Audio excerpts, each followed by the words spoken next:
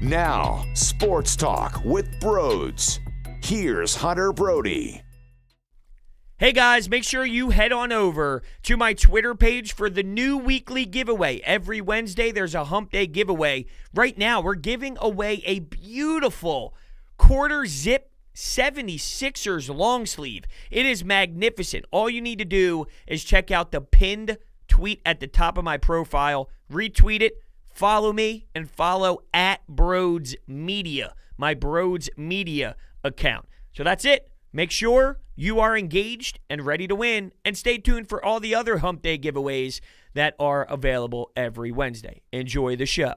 What is going on, everyone? Welcome on into Sports Talk with Brodes. The Sixers fall just short against the Phoenix Suns team that is very talented, may I add. The Sixers were shorthanded. I mean, what did you expect when Ben Simmons does not play? Tobias Harris is unavailable. Seth Curry isn't able to run up and down the floor. So you are in a predicament, and you have way less talent than you are supposed to. The fact that it came down to Joel Embiid and that that full court shot after Chris Paul, of all people, missed a free throw to put the Suns up 4. The fact that it was that close, and I cannot believe that shot did not go in. In what universe did that shot not go in? I'm sure everyone's seen all the screenshots of what went down in Toronto in Game 7 just a few years ago, and it is so painful to think about. But if you see those still framed screenshots of Kawhi's bucket compared to Joel Embiid's when the ball was actually through the rim and about to fall for a triple, and it didn't, it's ridiculous. First off, how did that even happen? How was Embiid that close? My man actually threw the basketball as if it was a fastball, a baseball, and he chucks it down the court, and he backed it right off the backboard, middle of the square. That was incredible. Anyway, though, I'm going to give this team a lot of credit for their fight. Those buckets at the end, when Embiid scores 14 straight points for you, when Furkan Korkmaz comes back into the game, and there's a very tough contested 3. I'm talking handful of seconds left. The point is, though, they were not giving up. They were going until the very end, and that's the effort that you can absolutely applaud afterwards, no matter if you win or if you lose. And Doc was pretty vocal after the game with the message of, guys, I want to win. I want to win. I want the first seed. So while he acknowledged that it was a great team play and it was awesome to see them compete out there the way that they did, results matter. Well, that is a little funky, and I feel like there's some mixed messages going, considering I thought he waited a decent amount of time, a good chunk of change, before he put Joel Embiid back into the action. You did see him behind the basket rubbing that left knee on the floor, and then post-game, Joel said he wasn't even supposed to play tonight, but he was asked about playing in Milwaukee, and he said he plans on playing. He wasn't even supposed to play tonight. But that first seed is very important. And this is where I question, as a 76ers fan, what do I care about more? A random Wednesday night against the Phoenix Suns or the playoffs right now? Do I care about this second half of a back-to-back against the Milwaukee Bucks, or do I care about the playoffs right now? And you got to find a good balance. I'm not saying you should pretend like none of these games matter, because you are so close and because the lead is very thin. And sure, there's a handful of games between you and Milwaukee, but you play them twice. You play them tomorrow night, and you play them on Saturday afternoon. If the Bucks sweep you, well, they are significantly closer, along with the Brooklyn Nets, who keep having all these problems. Now you got James Harden with the setback, Kevin Durant with the thigh. My gut's telling me that that's just going to blow up in their face. No fault to their own, but there's so many injuries that are constantly popping up, and they're not able to be on the floor together all at the same time, which is another reason why I keep questioning myself internally, though. Would it matter if you got the first seed, if it's at the cost of Joel Embiid's shape, if it's at the cost of Joel Embiid being 70% instead of 85%? Would you rather be in the second seed with Embiid playing at 85%, or would you rather be the first seed with Joel Embiid playing at 70%? I'm just asking questions. I'm not telling you one way or the other. You should think this way. You should think another way.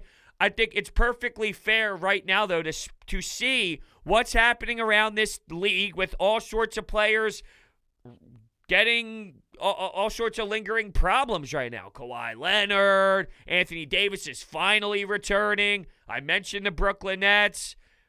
This is that backstretch, and you need to do your pros and cons. You need to weigh out what's more important and play the percentage game a little bit. It's just going to be fascinating to watch how the rest of the way plays out, how they handle this, because it's a mixture of we need to make sure Joel Embiid is going to be capable of being the best version of Joel Embiid that we could possibly get right now, and we want the first seed. But I'm not putting all my eggs into one basket just to get the number one seed. Whether that's the way sports should be played or sports shouldn't be played, whether you bitched and complained that when the Brooklyn Nets came to town, they didn't feel like it was warranted to play their guys. However you feel about it, here's reality of the situation. This is the NBA. My gut tells me, though, they're going to continue to stress winning games, but at some point they're going to have to hold Joel Embiid back too. So they're going to try and put him out there as much as possible, but they're also going to have to maybe once or twice pull that rope back. Get the leash and pull him back in. Joel, not tonight, man. Not tonight. Trust us. Trust us. It'll be very, very fascinating, though. So when it comes to this game, crazy fourth quarter. Crazy game in general, though. There were moments where it felt like a backstretch game where everyone was waiting for the playoffs, but there were also some spectacular plays. Matisse Thybulle defensively, holy hell, was that not a beautiful thing to watch, what he did on Devin Booker. Now, Booker ended up getting his shots towards the end, but they were contested. He's running around the three-point line trying to zig and zag and find a spot to get comfortable to take a fadeaway jumper, and he cashes it in Matisse Thybulle's eye. But how about the perimeter block? How about just being annoying, being a pest? And I love the fact, too, that he got a little pissed off, Matisse did, due to the fact that the referees did not know what they were doing. That was probably, and it's hard to be the worst ever in the NBA when it comes to calling bad fouls because every ref, for the most part, is just disgusting to watch, and they are pathetic. But when it gets to this level, I think Paul Hudrick of 97.3 ESPN covers the Sixers for them. He tweeted this out during the game. I think it's the perfect way to describe it. Once you realize you're on your how many technical fouls? Once you're teeing up everyone and their sister, guess what? Maybe it's not so much what the players are doing. Maybe you're being a jag-off. Maybe you don't know how to call a basketball game. Maybe you're being very inconsistent and all over the map. Early on, you got Joel Embiid getting swarmed by 36,000 people on the floor. It felt that way. No cause, and he feels the need to have to attack poor Dario Saric, who had to eat one from Joel. Well, that's what's going to happen if you're going to piss off the big dude, Joel. He's going to have to take it into his own hands and make you pay, unfortunately, for Dario Saric. Mark Zumoff said something when Devin Booker went off at the end. And he mentioned how great players, you can have a really slow night, but when it comes down to crunch time and when your team needs a bucket, you're going to step up and you're going to make those few buckets. He had his foot on the line for the 1-3, so it ended up becoming a 2. And I hate to do this. I really hate to do this. If you're a Ben Simmons stan, well, good luck. All I thought about as soon as Mark said that, you're right. Would I ever see that out of Ben Simmons, though?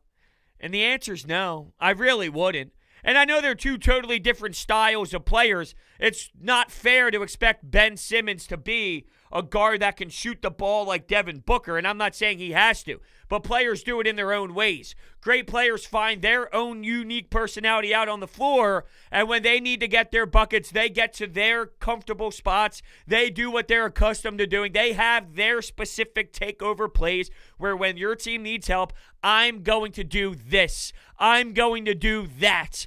I'm going to do my move. Ben Simmons would never in a million years, down the stretch when your team needs it most, be that player. Well, Brodes, he doesn't have to be because Joel and Tobias will be that guy. All right, I'm not disagreeing with you. The way that this team is constructed, you're right. But deep down, it still bothers me because if I was Ben Simmons, I'd be flipping off every motherfucker that came my way in the paint, and I wouldn't allow for myself to be this version of Ben Simmons that we get every single night. Ben Simmons would have never done that. Never down the stretch took over in his own way. Downhill, foul line, free throw, buckets, buckets, buckets. Just would never happen. And that's the first thing that came into my mind. And then I started to stare off into a distance and think about Ben Simmons' flaws for about 15 minutes. But other than that, it was a good game of basketball from a purely entertainment standpoint, right? Right? Yeah, that fourth quarter, though, was a little all over the place with Carter hitting threes. My man's not a three-point shooter. All I'm thinking about is his bald ass making plays at West Virginia, right? Playing for Huggins. Like, that's all I could imagine seeing. That's all I could picture when he was out there cashing three after three in the corner. Hello. I also saw in the early stages Mikal Bridges wide open in the corner. Hello. Are we going to try and defend this? Man, their transition defense, it's not going to get better. It is what it is, but it's egregious. Their transition defense has to be one of the most pathetic things I've seen, considering that their identity as a unit is we love to swarm you defensively. We love to bring you that heat. We love to get into your grill. So knowing that they are so dedicated to the craft, and they are. Oh, yeah, no doubt they are. They love it, and they feed off of that. And that's the beauty of this team, that they thrive off of their pressure that they put on teams and the way that they apply it to all sorts of players on the other team, and they don't know what to do, and they're turning the ball over. All that, that's fantastic. So knowing that you love it, that's your bread and butter, you would think that they would still love it in that area too, transition-wise. But for some reason, that's their major downfall on the defensive side. It's pretty damn crazy. A downfall tonight was also free throws. Ew, no. Whether it's Dwight Howard, George Hill there at the end of one of the quarters, some really tough stretches shooting the ball for 3 points. You got 3 points, fellas. Make them pay. This was a 3-point game at the end of the day. Cash in. You can't leave that many points. They're free. They're handing it to you on a silver platter. Please. Joel Embiid, 38 and 17. 38 and 17. I love it. How do you watch that man every night and not have the biggest fucking smile on your face during that time?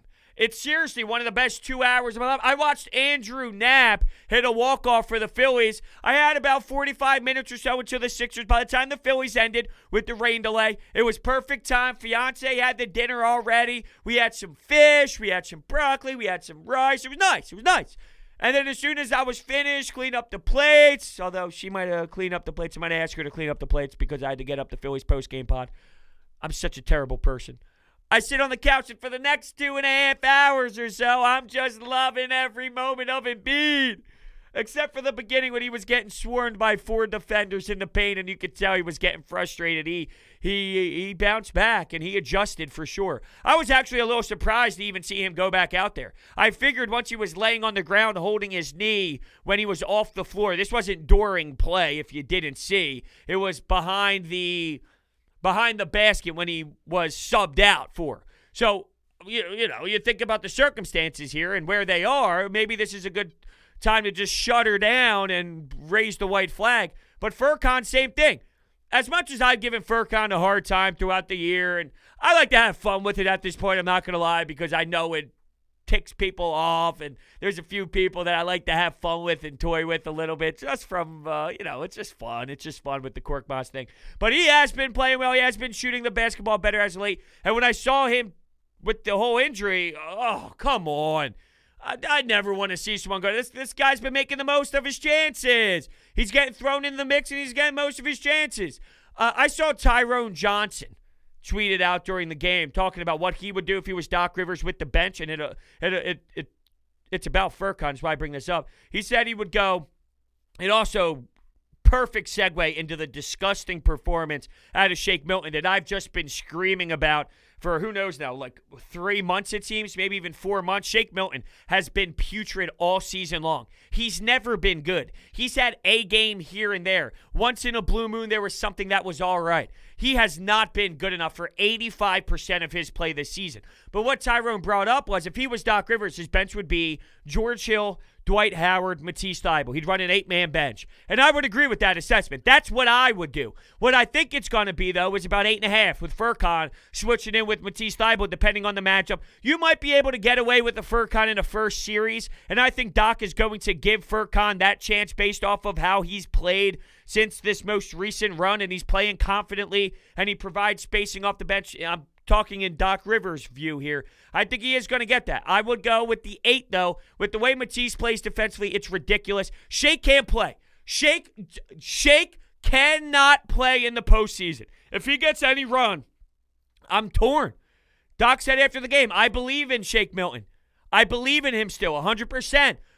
Here's the thing. You're damned if you do, you're damned if you don't when it comes to playing this kid.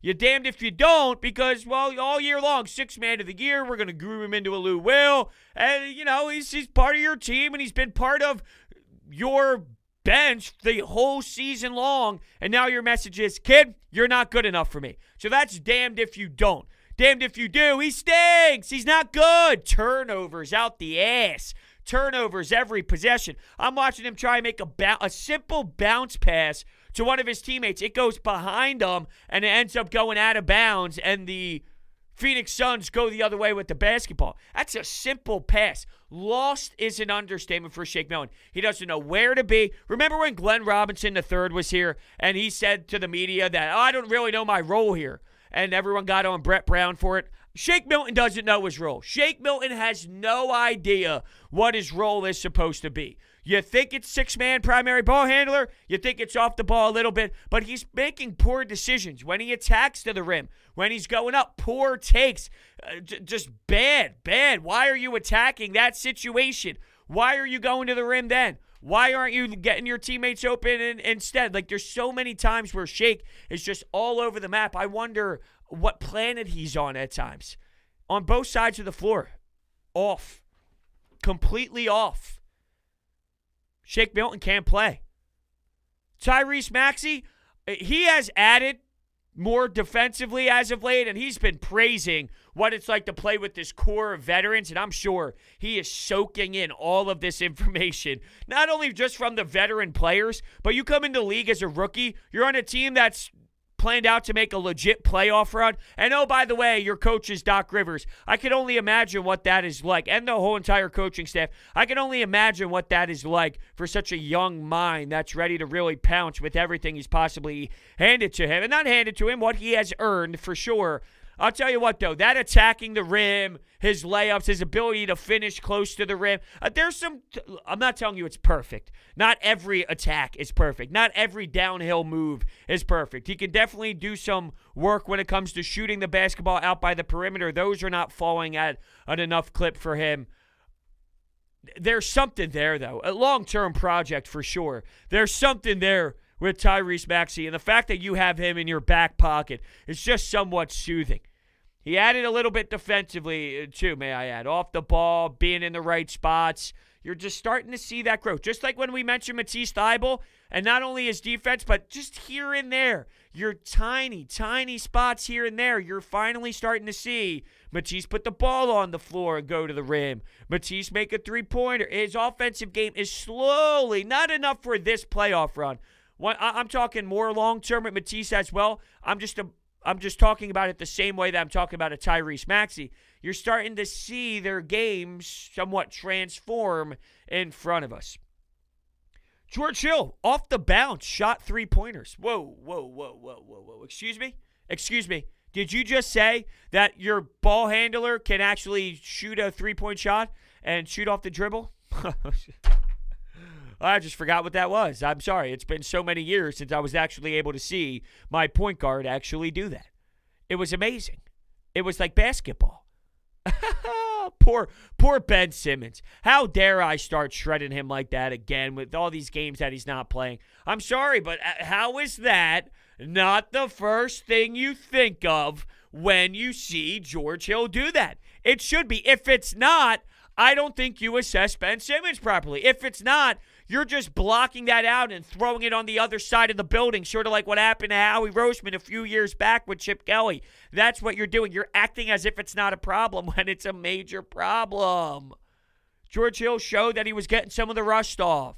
There's a reason why all the beat guys and all the guys that cover the 76ers are tweeting out, oh, by the way, that is allowed. You can do that. Your point guard can shoot the three and shoot off the bounce.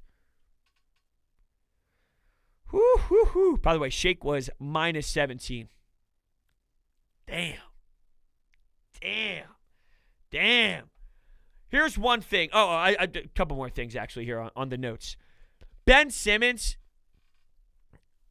I heard Doc talk about how he might not make the road trip, and he pretty much brought up, would you want to sit next to Ben right now with the way that he's feeling? I don't know what's going on with Ben, and the only thing I can go off of is he is that sick. He is that ill. It's straight up flu symptoms, and it's that style of sickness. I'm just questioning, and I'm only basing this off of everything we've ever experienced out of the Philadelphia 76ers. But is it possible that maybe there's something else going on? If they value that first seed that much, is Ben Simmons going to sit out with illness this long? Unless it is that detrimental. And I'm not saying it's not. It could be. It could be that tragic for him where he is in that much pain. It is a severe problem. He is that sick. And maybe, quite honestly, maybe it is. So shame on me if I'm now questioning. I'm not questioning Ben. I'm not questioning Doc Rivers. I'm just questioning the message that we've heard from the Sixers. So I'm not saying Ben is weak. I'm not saying Ben is soft. I'm not saying that at all. Let's take that away. I'm talking about the message sent from the organization about what's actually going on. Is it possible that we've seen a knee injury before? We've seen him be off since the All-Star break. We all speculated, is it possible that maybe there are some issues happening? We do know that there's family problems too. I'm not diving into any sort of family issues with Ben Simmons. Is this illness a part of maybe figuring out some personal things that are going on in his personal life? And if that is the case, fine. No doubt, fine. Maybe they don't want it to be a distraction. I don't know. I honestly don't know. I am just asking questions, and I think it's fair to ask some questions. I just think it's weird. You want the number one spot so bad, it's all you talk about. It's all you focus on. And I'm talking about the team. The team does that. And an illness is going to hold you off this long, and it's going to continue. Maybe he plays tomorrow. If he plays tomorrow, we can all punch myself in the face, and I'm sure some of you would really like that. All right, I need to tell you about something that is really important to me, and that's my friends over at DeSimone Jewelers. They are the best, the absolute best. And if you're looking to get your significant other an engagement ring, a necklace, earrings, you name it, you need to go to DeSimone Jewelers in Haddonfield, New Jersey. They're a family-owned business with over 40 years of experience, and they moved from Jewelers Row. Now they're in Haddonfield, as I mentioned. They don't use sell tactics. They sit you down, they teach you, they educate you, and honestly, they treat you like family, and that's the most important thing to me. When I walk in there, Brodes, what's going on? What's up with the Sixers, man? How do you feel about the Flyers? Nick Sirianni's press conference. What do you feel about the way he speaks to us? It's just such a family-like atmosphere. It's amazing. You sit down, you shoot the you-know-what. It's really unbelievable. They customize and manufacture every ring they make from start to finish on location. And because of that, they're able to beat their competitors' prices.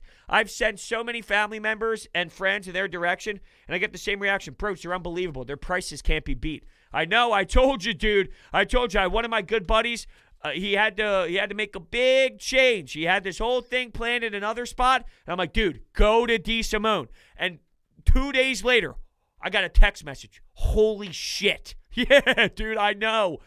So I'm telling you, check out their information. It's all down below. We're going to get to the Anytime Hotline. I definitely want to hit one more thing, though, when it comes to Mikal Bridges. Because I can't stand. I'm so tired by it. I'm so fatigued. I'm so annoyed. It's so brutal to me. Oh, they fucked up. Oh, they messed up. Oh, I can't believe they did that trade. If you remember how disorganized this organization was at the time, they forced their head coach to be their general manager. Who does that? And we know how bad they were last year where everyone said, well, Brett should have known. I'm sure Joshua Harris and all these basketball minds, with air quotes, were the ones making the decision. You didn't have a GM and all this wonkiness is going on. You got a first-round unprotected Miami Heat pick that landed you Tobias Harris. It wasn't Mikal Bridges for Zhaire Smith. You were essentially trading Mikal Bridges for Zhaire Smith plus a first-round pick, which you then flipped around for Tobias Harris. This team without Tobias Harris and Mikal Bridges, as much as I like him, it is not the same team. So can we please get it right where it's not as simple as, well, you messed it up and you made that trade, which was foolish, and all you got was Zaire, who's no longer here. No, you didn't. You got an unprotected first-round Miami Heat pick that then transformed into Tobias Harris, your secondary closer and one of your better players on the team. I mean, if you tell me it plays out this way, I'm taking this way any day of the week. I'm just sick and tired of hearing every time. Yes, we know Mikal Bridges was a Sixer, and the organization made a decision. Whether you like it or not, they made a decision. That decision got you Tobias Harris. It can't be both ways. You like Tobias or you don't like Tobias? You like Tobias? All right, well, then that trade happened, and you got him because of it. Could it have happened in another trade? Maybe. I don't know. I don't have that information, though. I don't know where you're getting an unprotected first-round pick, though, to just hand aside. If that's the case, then you lose out on one of these later draft picks. You've seen what they've done in the draft, right? The Landry Shamits of the world, the Tyrese Maxeys of the world, the Matisse Thybulles of the world. So what are you going to do, trade future pick then? If that's okay, well, then you're not having one of those pieces. That matters, too. All right, let's hop on in. Hear from you. Here we go. Wow, what a crazy game. Unfortunate that we lost. There was no Ben or Tobias. That sucked. Joel Embiid almost put the team on his back again. If that shot at the end would have went down, I don't know what I would have done. That was crazy. In and out. That hurts. Try to get back at it tomorrow. Yeah, I agree. It does hurt. It definitely does hurt. I couldn't believe it. I was almost stunned where my jaw was touching the floor, and one of those where you're kind of looking around a bit, trying to process what happened, go back and watch it, rewind it on the TV a few times. That one angle from the side when Chris Paul goes up to takes the free throw, it hits off the rim, he grabs it in that slow motion of the headcourt heave. You see it hit dead square center in the back of the backboard, and it rolls around like that. It's sickening. Could you imagine Embiid's reaction if that fell through? I would have lost my damn mind. That's almost impossible. That's almost impossible for it to be that perfect of a shot and not go through. Look, they've lost now against a team in... Who did they play before the Suns? I'm drawing a blank. It'll come to me. No, it won't. That's why I'm typing it in. Who did they play? I'm drawing a huge blank. They play the Bucks tomorrow.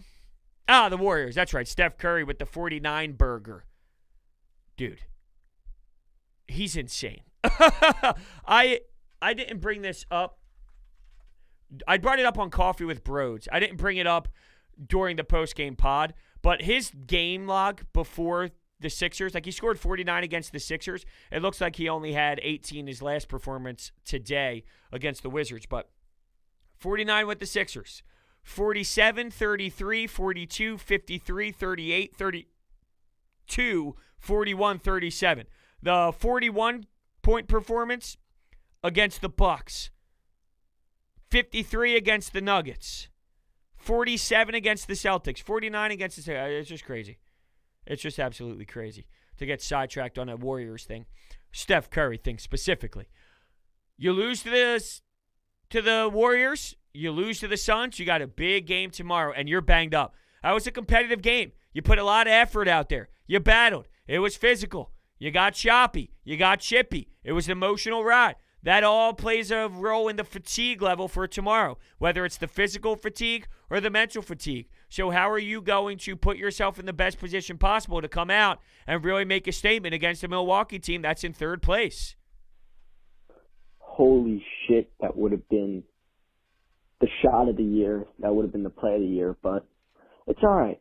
We were missing 3 starters. We were missing 60% of our starting lineup, and we hung in there the whole game, and we're winning most of the game versus the second-best team in the league record-wise. And overall, I think we played pretty well.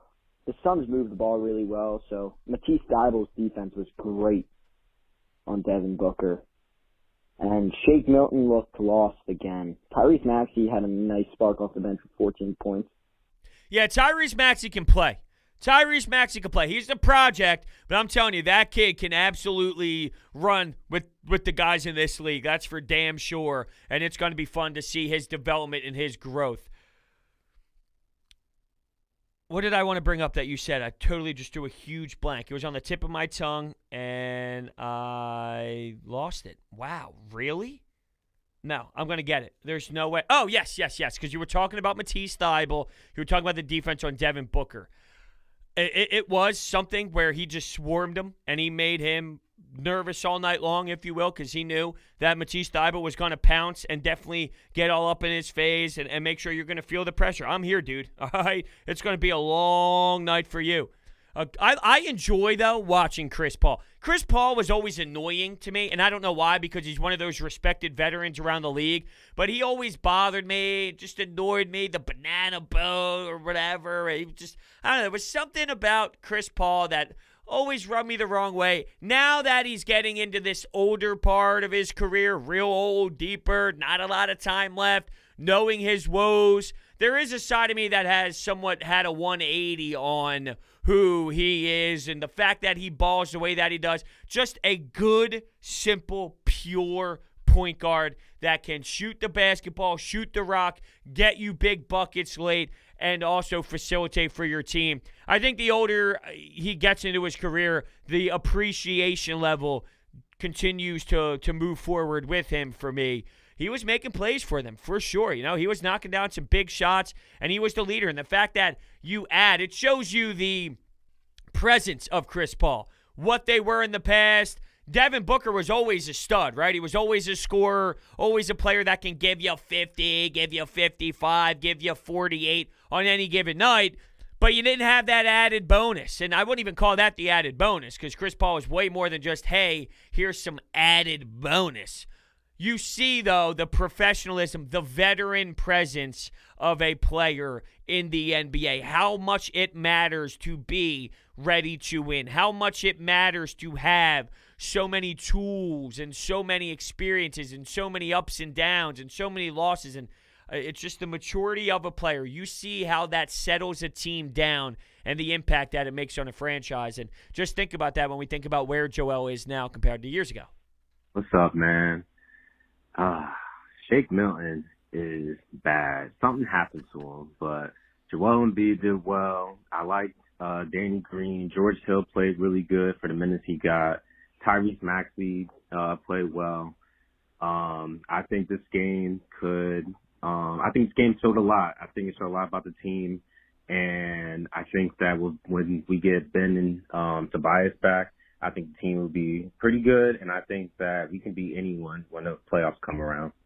I'm still nervous about the flaws of Ben Simmons. I don't know if they could beat anyone. All right, I'll reword that. Because in a 7-game series with any team in the East, they are involved. I'm not saying they're not involved. I'm worried about Ben Simmons and his inability to produce in the half court. And even with that, I can still see them going 7 with any team. So I'm not making it seem as if, well, that's going to hold them back to this level of disgusting performance. I think it could hold them back in winning a series, though, but that series still going 7-6 games, and it's highly competitive, and you're still engaged in the series, if that makes sense. You said this game tells a lot about this team. I'm not disagreeing with you. I guess where I'm at, though, is I knew this was their team. I've been on the record for a bit of time now saying that there's nothing this team will do at this point that changes anything about how they are unless we're talking about losing a player because of something that happens. This team has been this all year. This team has shown you what they are all year. This has been a version of 76ers basketball all year. They're good. They'll hang in there. Danny Green will help you out with corner threes. What's going on with Seth, though? This Seth thing, there's always been here and there, add the lineup, this is hurting, that is hurting, can't play here, can't play there. He's not very reliable. Not very reliable. And I went back to look at how he was shooting the other day, and he was shooting around 42% or so. It just seems so quiet, doesn't it? It's like the quietest 42% shooter from 3, I feel. It's crazy. I would have never thought it was still at 42 at this point with what we've gotten out of Seth Curry for a handful of times. It's nowhere close to the Shake Milton level of embarrassment. But when I brought up Shake Milton before, I said there's been a few games here and there, and then 85% hasn't been good enough. That is not the case with Seth Curry. But I do feel that we're at the point now where what you got early in the season, there's only a handful of those type of games sprinkled throughout this backstretch, and then the other games are just okay. While Shake Milton's is, he has a couple games sprinkled in that are okay, and then the rest are egregious. So it's the same philosophy. The bar is just raised extremely for both. I hope that's easy to understand, and I'm not telling you that Seth Curry plays like Shake Milton, because that's not what I'm saying at all. So, let's just be clear there. I hope that is something that can be deciphered in everyone's brain, because it made sense to me. There's a lot of things that make sense to me, and then some look at me with a little bit of an eyebrow raise, and, that's the beauty of this damn thing. Am I right? Let's take one more call. Joel Embiid almost made that shot. That would have been something, for sure. Anyway, it's hard to take away a lot from this game. I really just want to see the team back and healthy. So quickly, Shake Milton looks god-awful. Tyrese Maxey has looked really good so far. Probably not going to get much, big rotation time, but it's good for next year. Really the Sixers competed to the end. That's all that you can ask for when they're that undermanned. George Hill has looked really solid running the second unit, and Joel Embiid's just a monster, man. I don't know what to say. That's a great point, though, on George Hill, and we'll kind of leave it with that tone. You just see how everything is calmed down. Everything's calmed down when you have a veteran presence that knows how to play simple basketball, get teammates involved. He got frustrated with some foul calls, and a lot of people did. So I'm thinking Chris Paul's on him one-on-one, some good grown man basketball, some good veteran presence, B-ball, just solid play. And here's Chris Paul with the push-off with his left arm, and somehow George Hill gets the call. Excuse me, what are you watching? Please explain to me where your eyeballs go in that play, because it was obvious as hell what went down. There was a full extension with the forearm. Please tell me how you seen a defensive foul called on George Hill. It just doesn't make sense whatsoever. So you saw him a few times frustrated, but he's so poised for the most part. And when the second unit's out there, when different players are out there, when no Joel Embiid's out there, everything looks completely different when rust is knocked off of George Hill and the team has someone who can solidify that second unit, not named Shake Milton, because he can't. Before we head out of here, let's head on over to the DraftKings Sportsbook app, everyone. Download it right now and use promo code Brodes. Masvidal and Usman put on a show the last time they stepped into the octagon, and round 2 was sure to pack a punch. DraftKings Sportsbook, the official sports betting partner of UFC, is putting you in the center of this weekend's title fight with 26-1 odds on either title contender to reign victorious. Pick either main event fighter to win during this weekend's UFC 261 title fight, and DraftKings Sportsbook will give you 26-1 odds. Download the top-rated DraftKings Sportsbook app right now and use promo code Brodes when you sign up to turn $5 into $130 if the title contender of your choice wins. Place your bet and watch the fist fly this weekend. That's code Brodes to turn $5 into $130 if the fighter of your choosing takes home the crown. For a limited time, only at DraftKings Sportsbook. Must be 21 or older. Pennsylvania only. New customers only. Restrictions apply. In partnership with Motors Racetrack and Casino. See DraftKings.com/sportsbook for details. Gambling problem? Call 1-800-GAMBLER. Thank you all so much for listening, and I will see you tomorrow. Back to back, Milwaukee. Can't wait.